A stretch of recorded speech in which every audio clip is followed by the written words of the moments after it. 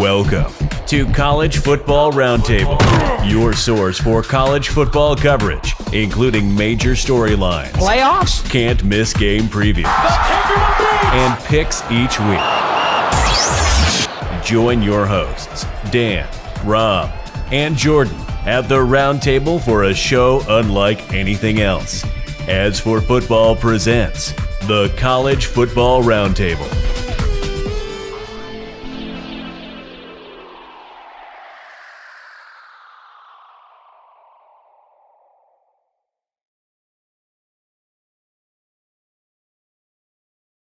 All right, so we have two ranked service academies in the top 25. Who would have thought? And it's spooky season for a lot of college football teams, but most importantly for teams in the top 25.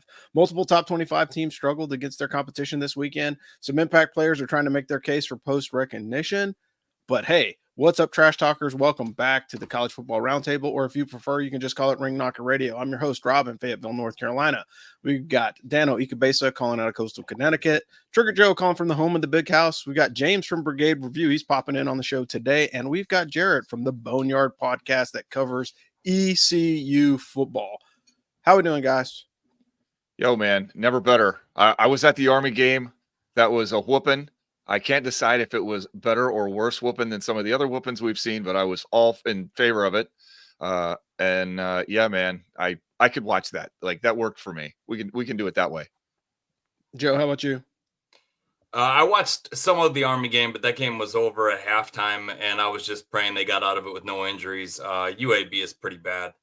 Not to take anything away from Army, they're looking great. I mean, the truth is the truth, Joe. Yeah, UAB's bad. I spent most of the 12 o'clock time frame watching South Carolina give Alabama a dogfight.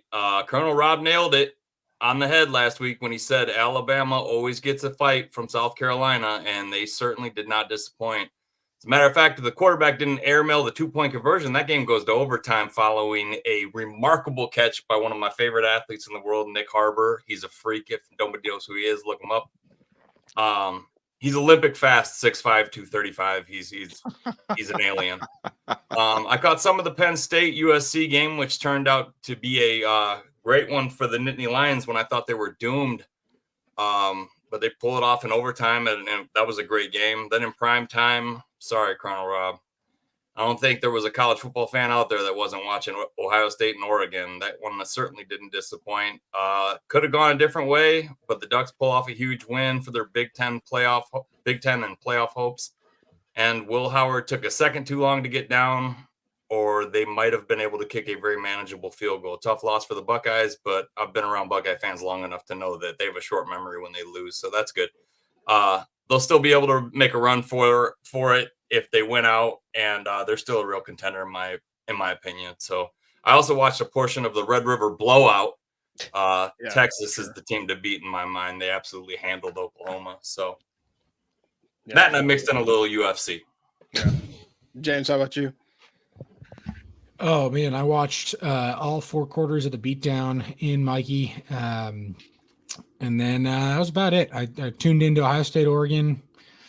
I watched a lot less than normal. Michigan had a bye week, so that was about it. Yeah. All right, sounds good. All right, so Jarrett, we're going to get into your background. So the first part of it is, before we dive way too deep into the show, let's talk about you. So what made you want to start an ECU podcast? Are you just a pirate at heart, or are you a super fan? Well, what's the origin story there? Yeah, so I'm an ECU alum, along with my co-host Artemis, whatever you want to call him.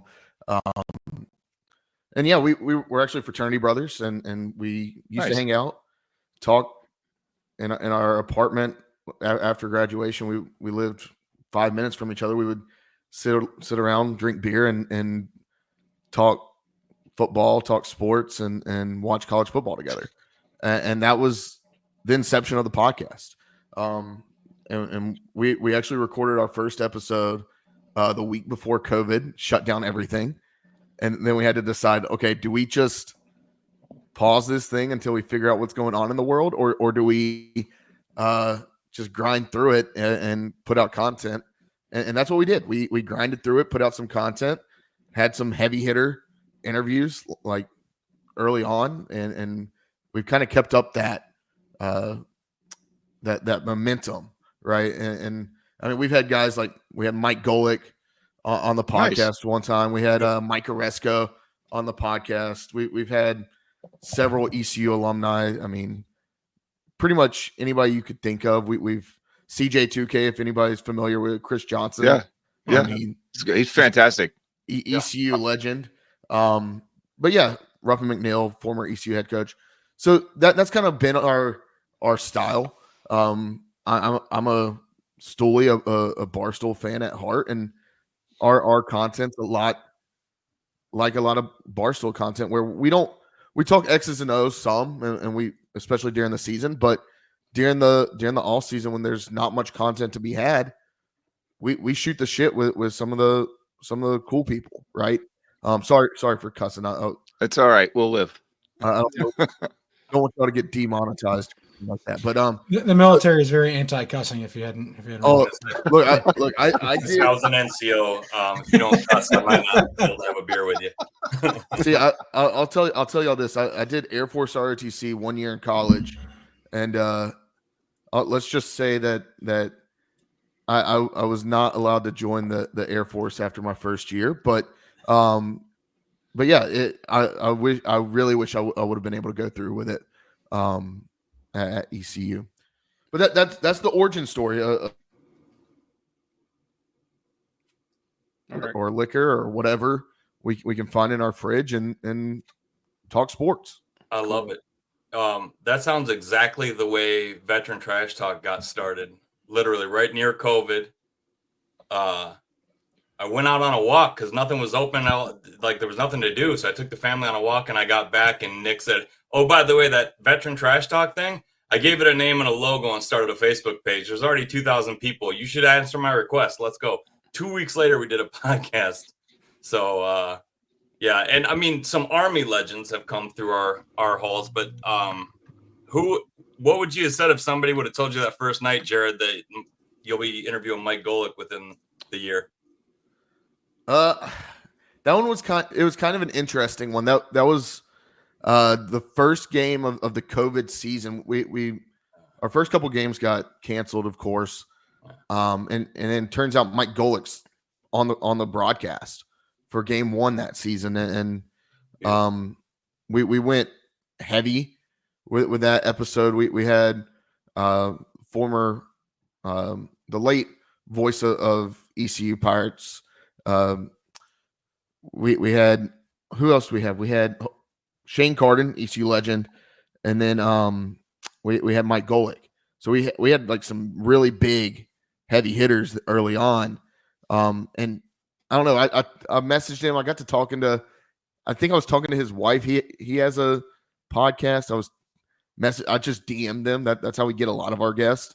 I just DM'd them on Twitter, and they were like, "Yeah, he'll come on." And then this was right after he got fired by ESPN, and I offered him an internship with the Boneyard Podcast on the episode. He turned it down politely.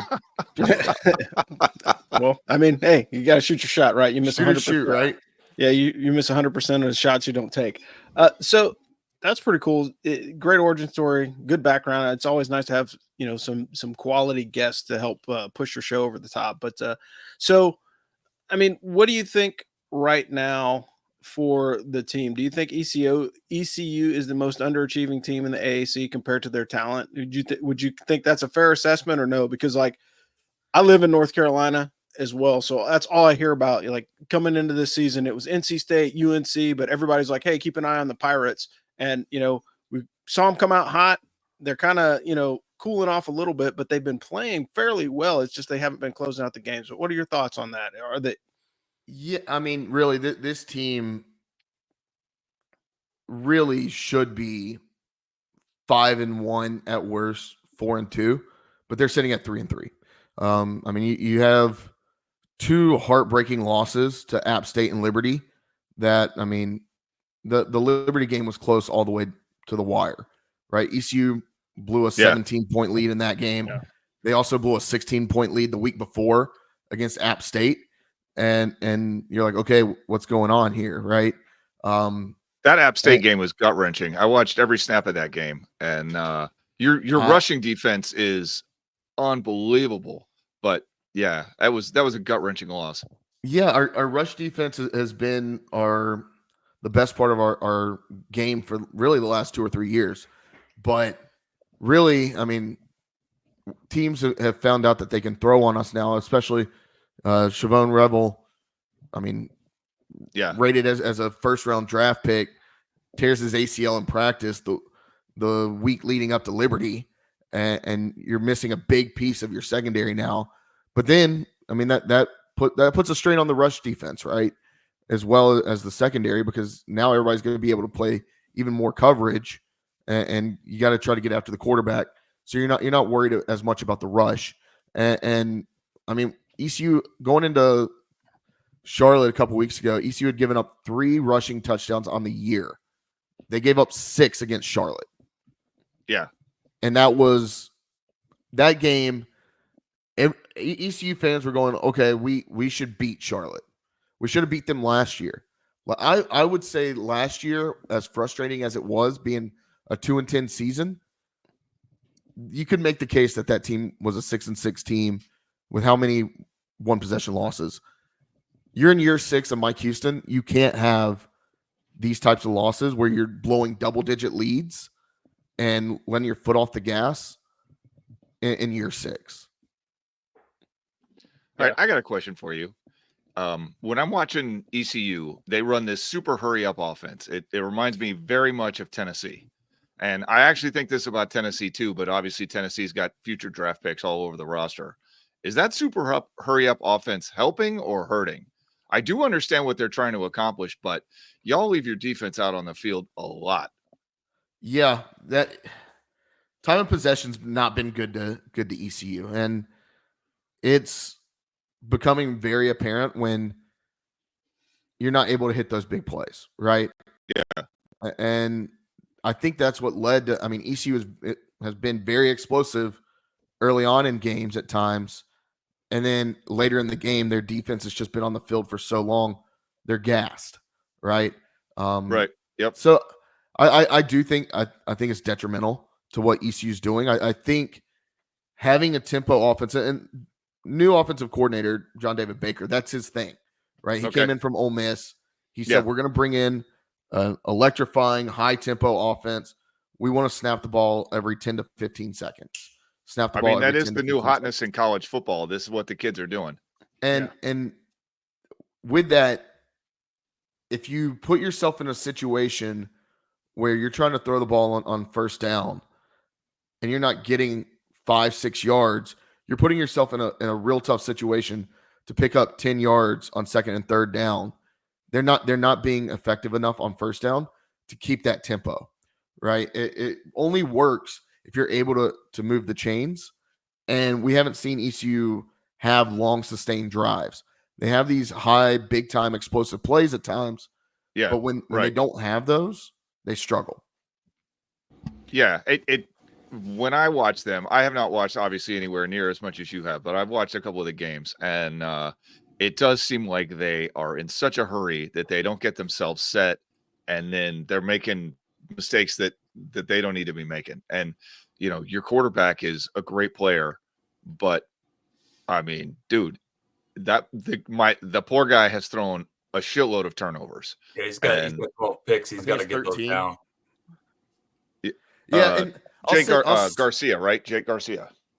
Yeah, Jake Garcia. I'll say this, like, through the first 3 weeks, like, he had 7 interceptions in weeks 1 and 2.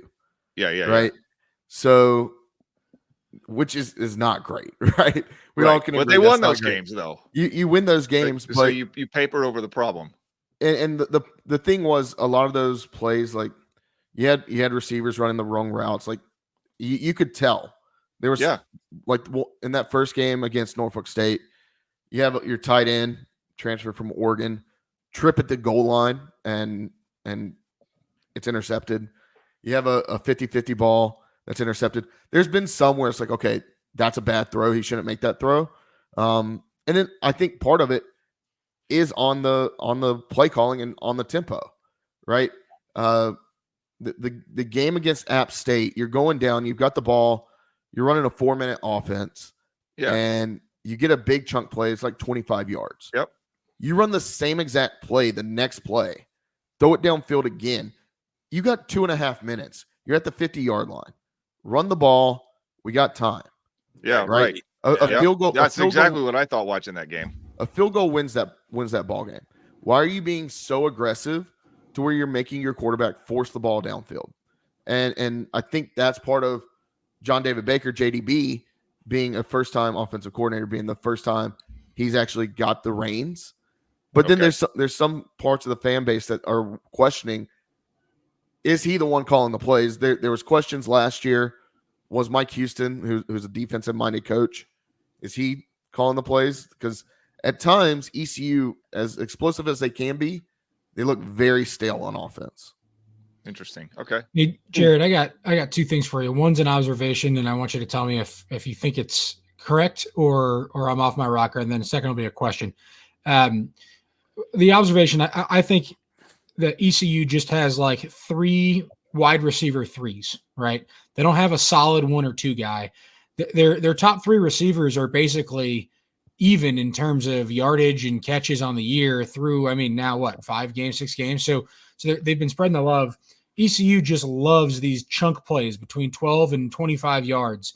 And so they'll fire, and they have enough of these people, of these receivers, that they can fire these chunk plays and move the ball down the field to an extent, but they don't have that one talent out there that's just able to, be the playmaker, that's going to draw an extra safety, that's going to do things to a secondary that allows them to have that success be consistent over the length of a drive.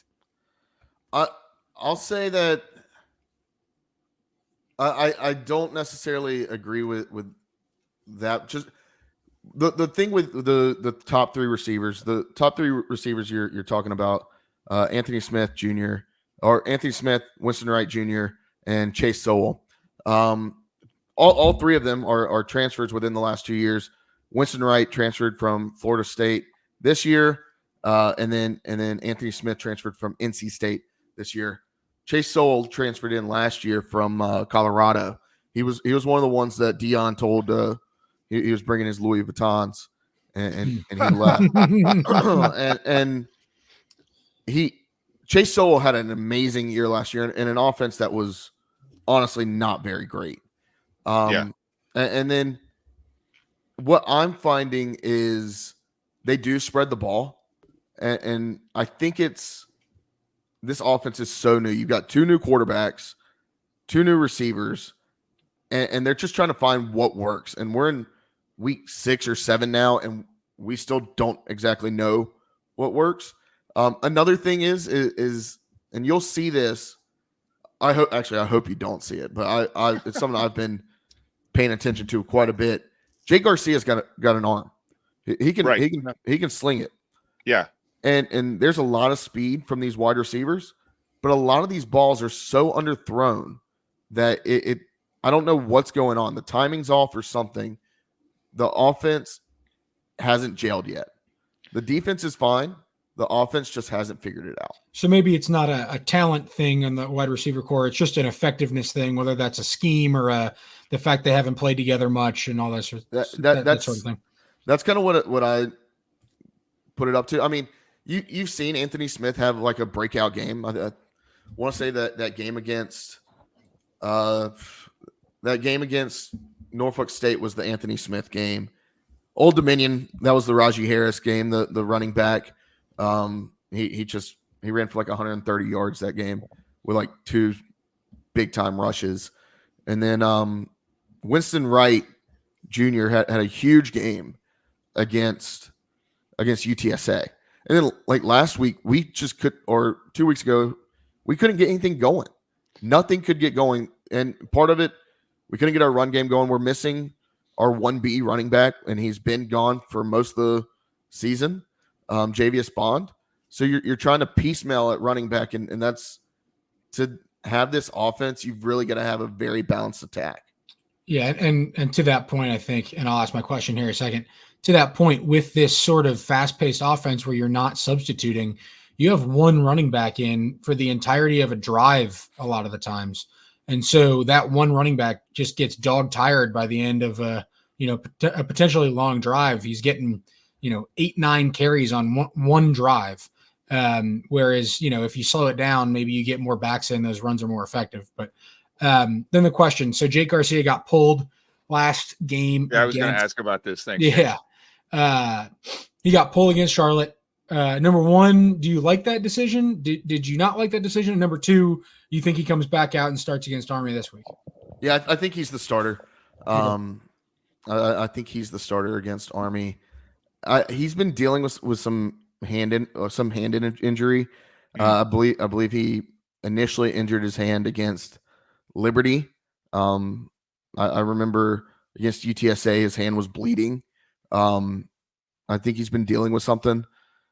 I didn't agree with pulling him in that game. That interception that he threw wasn't one of the worst that he's thrown. And it was one of those 50-50 balls. I didn't agree with pulling him there. And we've seen that he's just better than Caden Hauser. And look, Caden Hauser, we've had him on the podcast. I think if you could take Caden Hauser's football mind, and this isn't a knock on Jake Garcia, Caden, if you could take his football mind and put it in Jake Garcia, you're doing excellent, right? Mm-hmm. I think that would be perfect, but I would start Jake Garcia this week. It looks like they gave him quite a bit of trust. I mean, Caden Hauser threw the ball 28 times, so maybe that's enough for them to realize Garcia is the guy, because he went 11 for 28 with a pick. So yeah, and that pick was a pick six.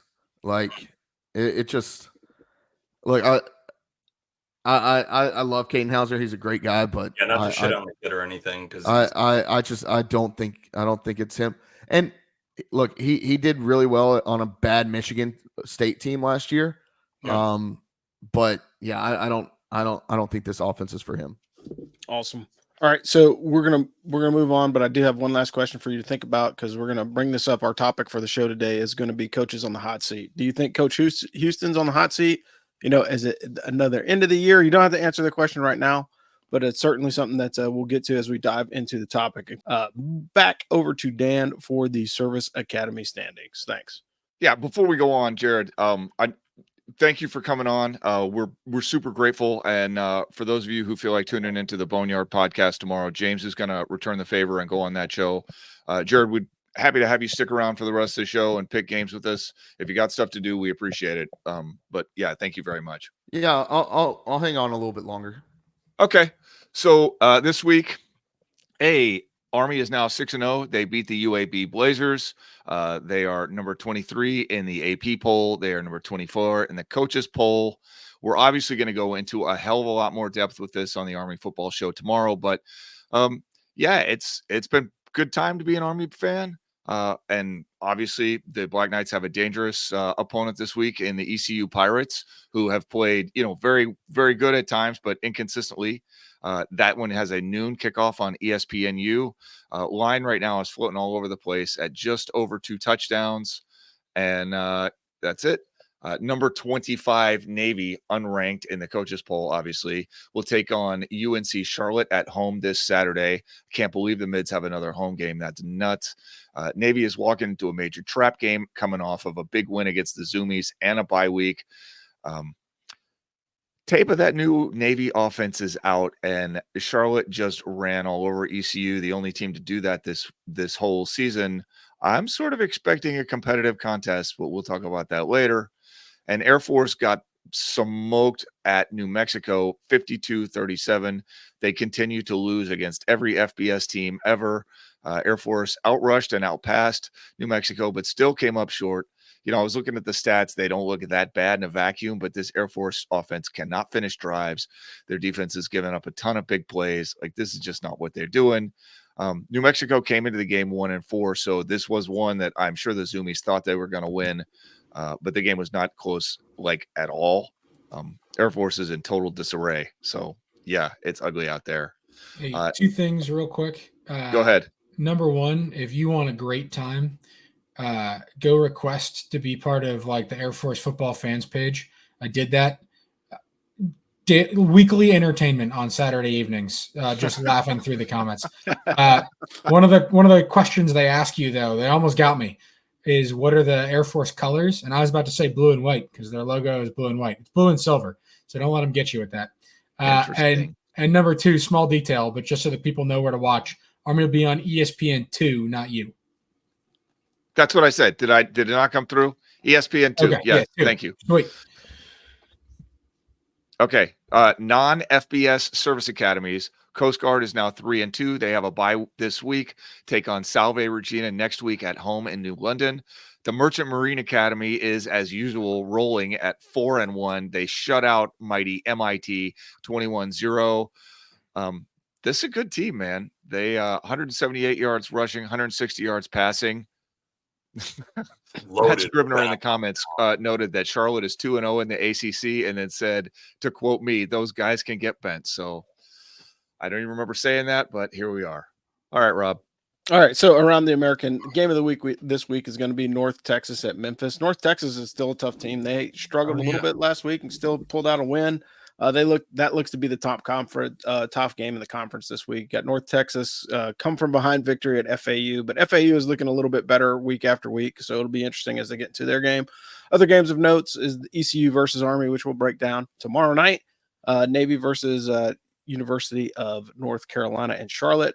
Florida Atlantic against UTSA. Like, this is probably a pick'em game if you're a betting person, but the other part of it is Florida Atlantic is trending up and UTSA has kind of been trending down. So this is a perfect opportunity for FAU to get one over on UTSA. And Rice travels to Tulane as they're trying to right the ship to get their second consecutive win of the season. But that is a tough road to hoe because Tulane is tough, man. Like, year after year, Tulane and UNT are usually the top 2 teams statistically in the American. So we'll see what happens there. But let's kick it over to Joe for the top 10 recap.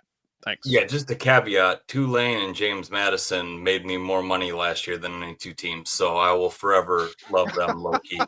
But all right, no surprise here. Number 1, we got the Texas Longhorns. They made light work of the Sooners as they crushed Oklahoma 34-3. Texas has the Bulldogs of UGA in the game of the week coming up next week. Or this week, I'm sorry. I always do that when I write the outline. I put next week when we're talking about this week. But all right, number 2, the Oregon Ducks. They jump up a spot from 3. The Ducks pull off a thrilling victory, beating Ohio State 32-31. Oregon is at Purdue this week. Number 3 is Penn State. They bump up a spot. Talk about thrillers. The Nittany Lions come out on top in a close one as they beat USC in overtime 33-30. Penn State is off next week. Number 4, we got the Buckeyes as they come up just short against the Ducks, as we already said in Eugene. The Buckeyes have a much-needed week off this weekend. And then number 5, we've already talked about Georgia. They made light work of I said it was going to be Bulldog on Bulldog violence. They made light work of Mississippi State, even though the score looks closer than the game was, 41-31. And like I said, UGA has a shot at redemption as they play the number 1 Texas Longhorns this week. I can't wait for that game. Number 6 is Miami. No change. The Hurricanes were off this week, and they traveled to Louisville. At number 7, we have the suspect Alabama Crimson Tide as they almost let one slip away against South Carolina, but come out on top 27-25. They better get everything squared away as they travel to play the number 11 Tennessee Volunteers this week, and everybody likes taking a piece of Alabama if they feel like they're down. So Tennessee will be no different. At number 8, we have the Tigers of LSU bumping up 5 spots as they come up with a huge win against Ole Miss. And another thriller, 29-26 in OT.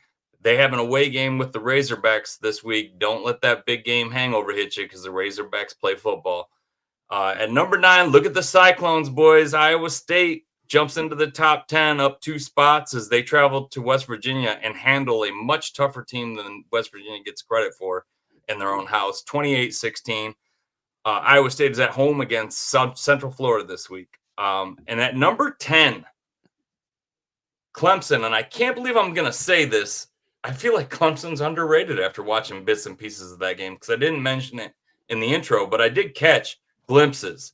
And part of me was screaming, take Wake with the points. And I watched about 5 minutes of the game. I was like, no, don't do it. Hey, Klubnik is going to throw all over the place.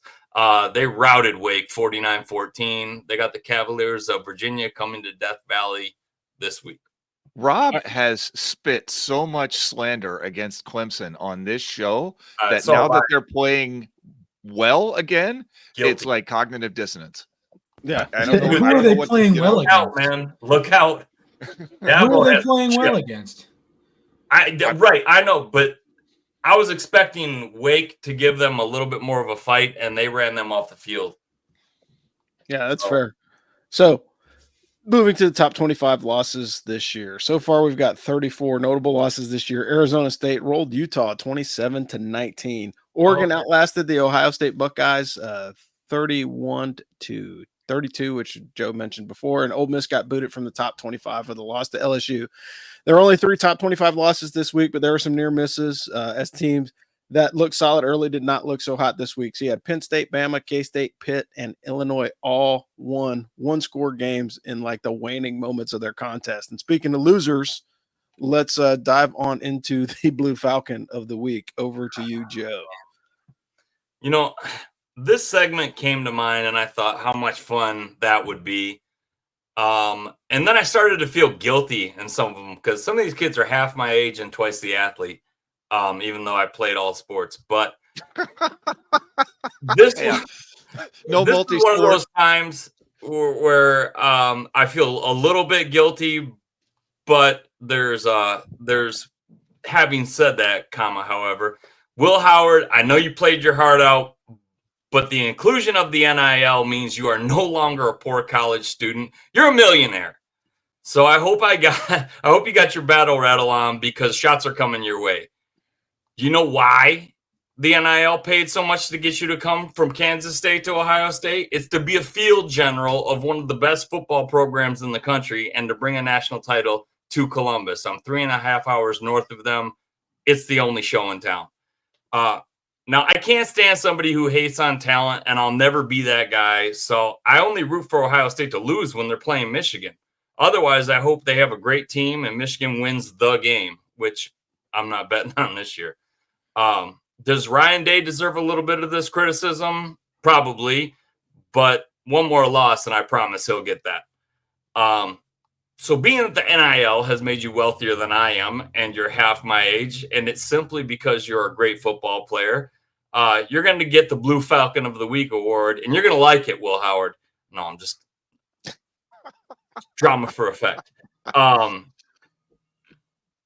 You're paid not just with a free education, you're actually paid good money to understand everything about the offense and everything about the game's situational awareness when your team has the ball. And for that, excuse me, let me speak English for a minute. For instance, even when your team doesn't have the ball, if you know how long the average play if I know how long the average play takes to run, if I know how long it takes to run a field goal team onto the field, then so should you. So Will Howard, I know this is a tough Monday, and I wish I felt sympathy for you, but you wear scarlet and gray. So suck it up and come collect your Blue Falcon of the Week t-shirt because it was the biggest game of the year, and your blunder made it so the field goal team couldn't get on and attempt to tie the game. Nice. It's a pretty weak by the way, because I mean, who are they gonna be close with without Will Howard? So I hate hating on the kid, but I had to pick somebody, and he was all over ESPN for that. I think he was down, by the way. Like, I think there was a second left, and if Ryan Day was sitting there calling a timeout, they should have had a second. Yeah, like I said, Ryan Day deserves some of it, but I mean, you're right. He should have been down half a second earlier. But I immediately texted Colonel Rob and said, some of these guys haven't been in Ohio for more than a matter of months. You know why that's the story of this year in college football is you got so much talent running around on new teams that they don't fully, gel with, and whoever puts it together first is the best team in college football. This is what we've seen all season. We're going to make it a topic the next time we see a big game where it's an NIL built team, which Ohio State is. I'm not hating. Versus a system team. and how the outcome comes. Because I think, like, we touched on tempo and we touched on, hurry up and going deep and doing all these things. And I think NIL and all these transfer kids that coming in with all this talent into new systems, that has a major effect on that in the moment. Yeah, certainly does. Absolutely. And so we went to the Twitterverse for this one, and with 42% of the votes, the topic this week's coaches on the hot seat. So, gents, what coach do you think is going to be packing up his office potentially at the end of the season? We'll start with Jared to revisit the question that we asked him earlier, then go to Joe, and then Dan. Thanks. Yeah, as far as Mike Houston goes, I as much as ECU fans want him to be gone, I don't think that it's done this year. Even though I honestly probably would do it. The reason being, you just gave your coordinators, you just gave them 2-year extensions, right? You hire your offensive coordinator, you're paying them both over $1 million to be a coordinator, and you're going to have to pay that buyout on top of paying buyouts for your head coach, who makes, I believe he's at $2.4 million. I don't think ECU is going to be ready to do that quite yet. And then I like Mike Houston. I think he's a great guy. I'm tired of the coach talk. You're the head football coach. Get the job done. Right? Figure it out. Fair. But he should very well be on the hot seat. And I think most ECU fans would agree with me on that he should be on the hot seat. I just, looking at it from an administration standpoint, I don't think that they do it this year. Okay, that's fair. Joe, what about you? Yeah, I don't know about packing up his office because he should be gearing up for the rest of the season. But as a Michigan fan, I don't want to see it. But if the Buckeyes don't go to the playoffs, then Ryan Day, in my opinion, is going to either be on the white phosphorus seat or gone, at Ohio State. I mean, the amount of money that was shelled out to purchase that team, I'm only a few hours away from Columbus, as I've already said, but that is what they expect at Ohio State. They don't expect to lose anything. And even if it's delusional, it's totally delusional. Okay. I mean, it's totally delusional. They broke the bank to get this team there. But I'm going to go off script just a second. And I know we ran a little bit long, but have we ever seen what it's like for the Army to swap out something when they put a bunch of money into it? Put that on steroids. And that's what it's like trying to find it. Like, people were saying, get rid of Harbaugh. And I'm like, oh, replace him first. Like, who's coming in and going to do better than he is? So like Ryan Day is going to be on the hot seat, but John Cooper didn't deserve to get fired. He won 90% of his games. He just couldn't beat Michigan. So I think that a lot of times it's a Monday morning quarterback thing where they're like, get rid of the coach. And it's like, do you have any idea how many millions of dollars and how many things need to go into motion to make that happen? How many recruits we'll lose? How many recruits we're going to have to now go out and recruit that we weren't even looking at because we know this guy's gone with the coach? Like, it's crazy it's like change. It's like facelifting your whole university. Like, all right, this is the new guy. And when Michigan hired Rich Rod, I never seen a 5'10" quarterback at Michigan with dreadlocks. And I'm not saying that because Denard Robinson was black. I'm saying Michigan had the Tom Brady and the Todd Collins, and then all of a sudden they got an option team like in West Virginia. Like, it takes time to put those recruits in place. So people say, hire a new coach, and then the new coach comes in like, you suck. And it's like, it's because he doesn't. Like, Michigan tried running an option with 6'5" Stephen Threed, who runs a 5.6 40. Like, you can't do it. So I don't know. There's a lot more that goes into it than that. But yeah, I think Ryan Day is going to be fighting for his job if he loses another one, and especially if he loses in Columbus to Michigan. No, that's fair. Dano, how about you?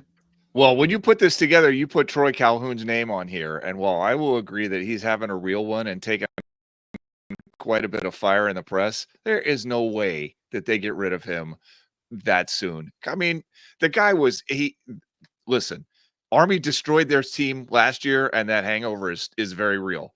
And they're having a real one out there, but Troy Calhoun is not going anywhere, and no one would like to see that guy get his walk-in papers more than me. But he's got at least 2 years of grace, I think, banked with the Air Force Academy. Mike Norvell at Florida State University is the most obvious low-hanging fruit on the list. Yeah, I'll just leave that at that. And the other one, this is the one that James and I were talking about earlier when I'd said, "Hey, why don't you come on the show?" Is Trent Dilfer, and Matt Scrivener was like, "Is Trent Dilfer still at UAB?" I honestly thought they were going to fire him before the Army game. And I cannot believe that they didn't fire him after the Army game, because some of the stuff that UAB tried to do in that game was just, I don't understand what they were thinking at all. Yep. And yeah, I'll shut up. But those are my two obvious ones. We talked about that last week, and I said UAB is not this bad traditionally. They're usually they're like every other team in the American. His brand. They're like every other team. They're like every other team in the American. They got shitloads of talent, plenty of transfers. The guy that's supposed to bring all those things together is just not getting it done, particularly at UAB. Like for UAB, it's not like they're terrible and have no players. This is not the problem.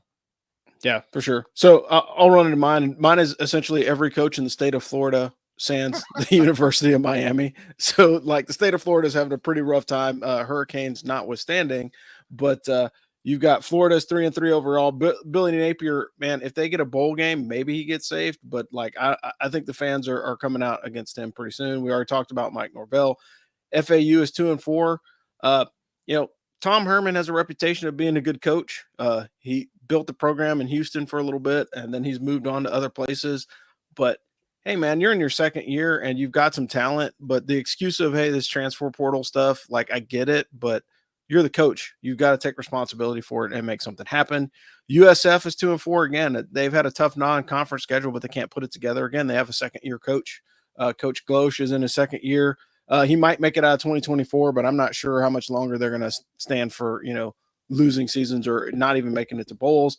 And then finally, UCF, I think, the former national championships or former national champions with Gus Malzahn at the helm, they've dropped 3 in a row. I mean, they got socked in the face by Colorado, and it's been downhill ever since.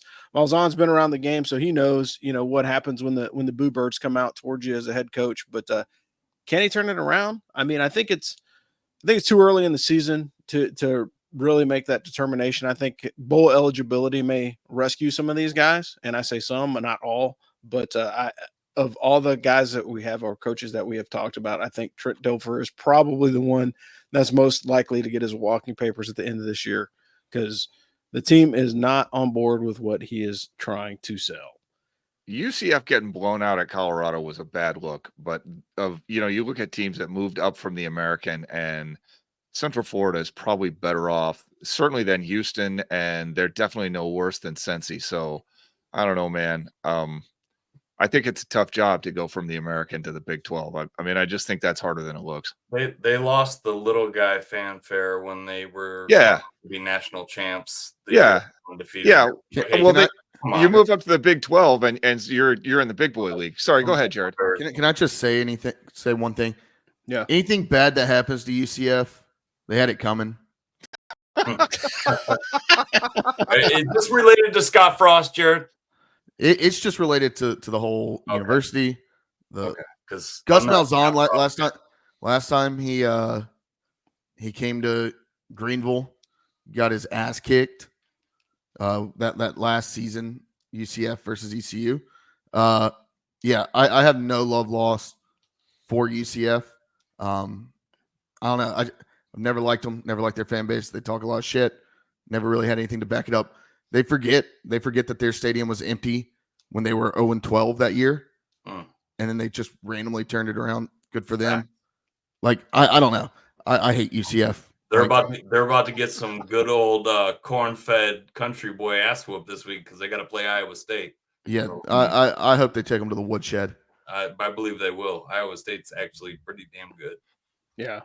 Let's move on to the game of the week. Hey, we're gonna breathe through Tuesday through Thursday, because we've got games on Tuesday again. So if you are looking to watch some football, tomorrow night is the night. As soon as the Army football show is over, turn on your TV. You got Troy at South Alabama, which is kicking at 7:30 on ESPN2.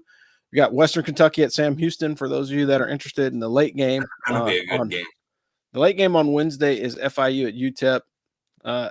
If that's your flavor, check it out. You've got Georgia State and Marshall on Thursday night, and then Boston College and Virginia Tech, 7 and 7:30 kicks on ESPN and ESPN2, respectively. Moving on to Friday night contest, which is odd, but you've got the Florida State at Duke kicking at 7 on ESPN2. Oregon at Purdue. The Spoilermakers are going to try and upset the Ducks. Probably not going to happen, but I'd laugh if it did. Oregon State at BYU. That's going to be the late game, kicks at 10:15. Start on Saturday, of course, lead with Army versus East Carolina at Mikey Stadium, kicking at noon on ESPN2. You've got Nebraska at Indiana. That should be a halfway decent contest, kicking at noon on Fox. You've got Auburn at Missouri on ESPN at noon. You got Miami at Louisville, kicking at noon on ABC. Virginia at number 10 Clemson. That should be a walkaway for Clemson in theory, but you never know what happens when Virginia shows up. Will they Clemson? And that's the question of the season. Number 7, Alabama at number 11, Tennessee. That'll be at 3:30 on ESPN Plus. You've got Michigan at Illinois. That's going to be going to be a tough game because Michigan's defense is significantly better than their offense, and so it'll be interesting to see if they can, play some complementary football and get the offense going. You got Notre Dame at Georgia Tech at 3:30. And fast forward, K-State at West Virginia. That should be an awesome game, too. That'll be 7:30 on Fox. UCF at Iowa State, as previously mentioned. You've got SMU at Stanford. Stanford trying to bounce back of that beating that Notre Dame put on them. And then the closeout for the Saturday night slate is TCU at Utah, 10:30 on ESPN. And we will pause for our weekly locks. Weekly locks. What are we picking this week, guys? I went 2-1 last week. Got me back on the good foot, and man, just missed the over with the Army game. Like, if stupid second team taking a penalty, what can you do? Then South Carolina at Alabama barely went over, but we'll take it. This week, I have a bunch of picks in the American Conference. So Charlotte plus 17 at Navy. The 49ers established the run very effectively in their last game against ECU, as we have discussed. Navy's rushing defense is not what it used to be. I think the mids win, but the tape is out on that offense now. I think their starters play the whole game, and it's pretty close. Florida Atlantic plus 3.5 at UTSA. I think FAU is going to win this one outright. They really should have beat UNT. I was very sad when they lost because I watched all of that game. I think FAU's got a decent chance to finish with a bowl berth, despite the fact that they started like absolute garbage. And finally, North Texas plus 10 at Memphis. I don't know how to break this to you, but I'm not a believer in Memphis this year. They let first Middle Tennessee, then South Florida with a backup quarterback hang around. That's not impressive on either front. North Texas might win this one outright. I certainly expect it's going to be a close game. Both those offenses are pretty good. Neither of those defenses are particularly good. In a larger sense, I think a lot of AAC fans came into this season expecting that it was going to look like last season. And I don't know how to break this to people, but we got free agency in college football. The plan is off. Every season is a new season. So, yeah, North Texas going to take it to Memphis. That's my prediction. Yeah, sounds good. Joe, how about you? I went 3-2. Thank you, Sun Devils, for making me look smart as I picked you to cover the 6 and you won outright against Utah. Boise State covered against Hawaii, and Ashton Gente made another statement for being a dark horse for the Heisman. And BYU obliterated Arizona. So they covered. The Buckeyes and the Cyclones ruined the other one because I had West Virginia to cover the +3. So I've got 6 this week. I actually added one off script because I had to. So pick number 1. I like to go back to the well. I'm taking Arizona State plus 2.5 at Cincinnati. I wish it was 3, but I like them to actually be competitive enough to win this game. I just feel like they carry that momentum. Hopefully they don't have a big game hangover. Pick number 2 is Friday night. The Duke Blue Devils against Florida State -3.5. Look, Florida State's a dumpster fire and needs a complete retool, and the Blue Devils are on the exact opposite trajectory as they're 5-1 behind the arm of sophomore quarterback Malik Murphy. I think the Blue Devils get it done at home. Pick number 3 is Texas Tech -6.5 against Baylor. It's an off year for Baylor, and Texas Tech is 5-1 with wins over Arizona, the Mean Green of North Texas, Cincinnati, and Arizona State, who just beat Utah. The Red Raiders, I believe, roll and win on a blowout. This one's a lock for me. Then I've got some action. I got Buffalo in a pick'em pretty much. They're minus half a point against Western Michigan. Western Michigan is barely 500, and Buffalo is showing flashes of being good enough to compete for the MAC title this year. With no spread in in their home stadium, I love Buffalo in this game. And pick number 5 is going to probably surprise you a little bit, but I got Georgia Tech +11 at home against Notre Dame. I am not saying that Georgia Tech wins this game. But Notre Dame has proven to stumble in tough spots, and 11 points is too good not to take. I think Tech hangs around in this game and keeps it within 10 at worst. And then for my bonus pick, I am absolutely taking Charlotte plus the 18, which it is now against. I talked you into it. I'll take credit for that. I was leaning that way. I almost said 7 and took the Mean Green because I was leaning that way too. But I think Charlotte, after what they did at ECU, is going to score plenty of points and do enough to stay in the game against Navy and keep this thing close going into the fourth quarter. Navy is due to bounce.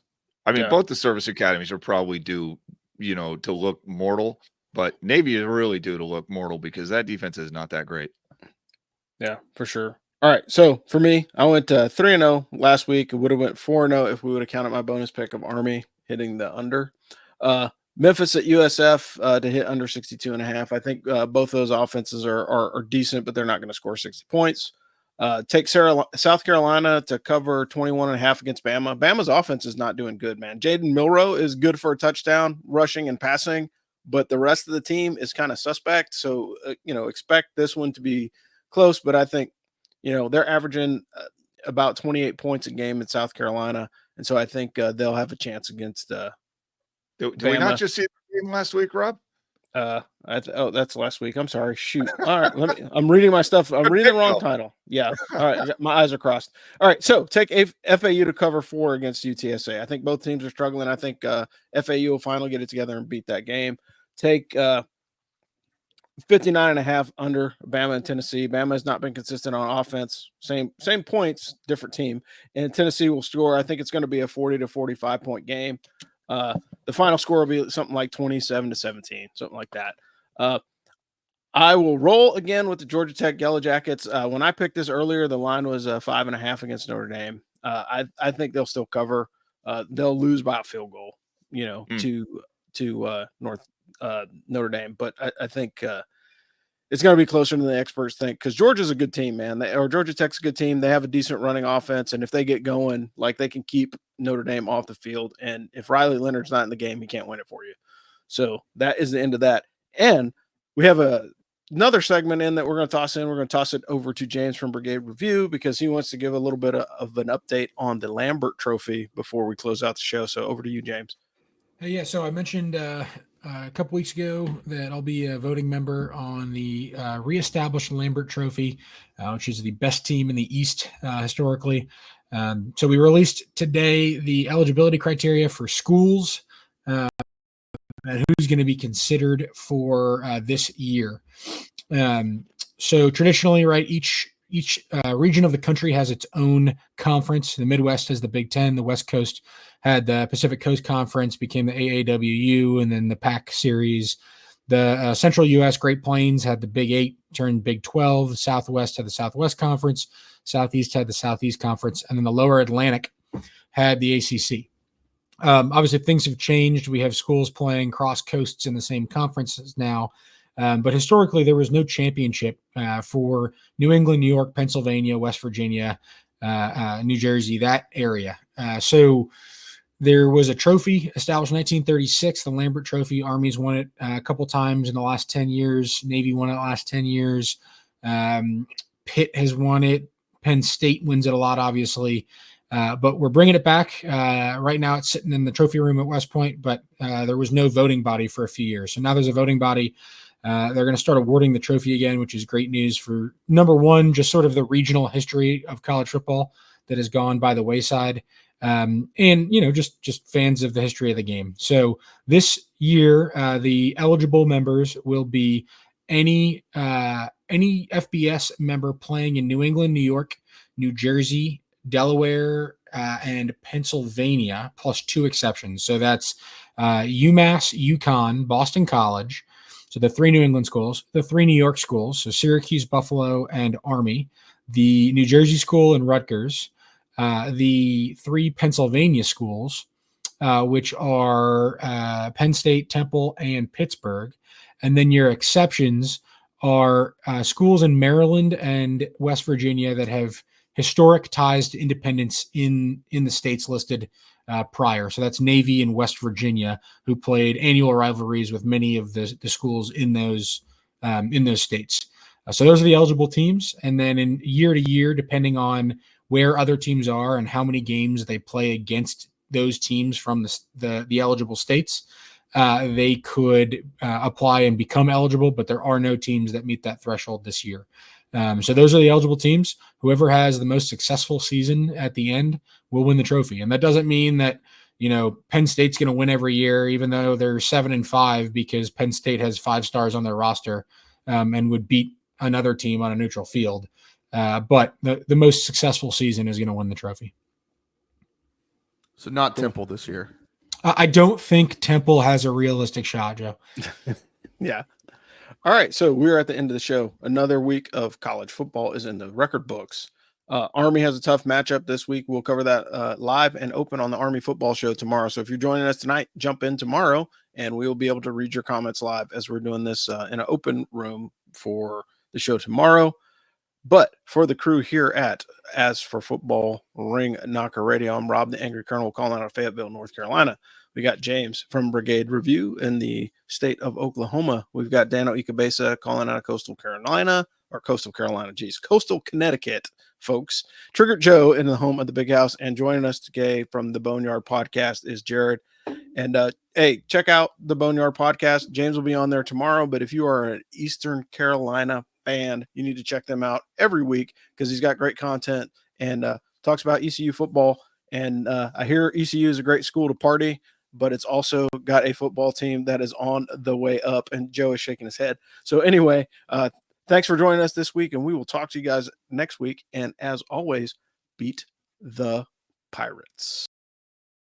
Thanks for listening to the Ask for Football College Football Roundtable. We are proud to partner with the Veteran Trash Talk community, where veterans come together to share their stories, support each other, and have a good time. Check them out for more content that speaks to the veteran experience. Together, we're bringing you more than just football talk. We're building a community that's all about support, camaraderie, and good time. Stay tuned, stay connected, and be part of something bigger. Go Army, beat Navy, and we'll see you next time.